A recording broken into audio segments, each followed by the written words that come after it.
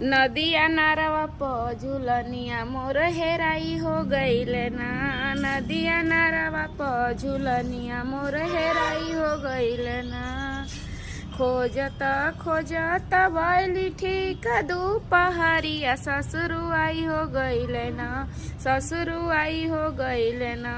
चट कढ़नी घुघुटवा पटला जाई हो गईले ना।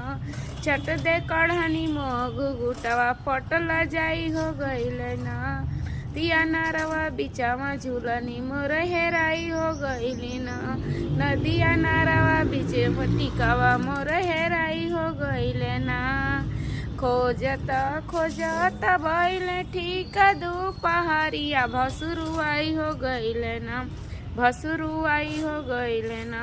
चट कढ़नी मो घुघुटावा पटला जाई हो गईले ना। चट दे कढ़नी मो घुघुटावा पटला जाई हो गईले ना। नदिया नारवा बिचवा झुमका मोर हेराई हो गईले ना। नदिया नारवा बिचवा झुमका मोर हेराई हो गईले ना। खोजत खोजत बैले ठीक दोपहरिया देवराई हो गईले ना। देवरुआई हो गईले ना। चटला हांगवा उठौनी पटला जाई हो गईले ना। चट मोला हांगा उठौनी पटला जाई हो गईले ना। नदिया नारवा बिचवा टिकावा मोर हेराई हो गईले ना।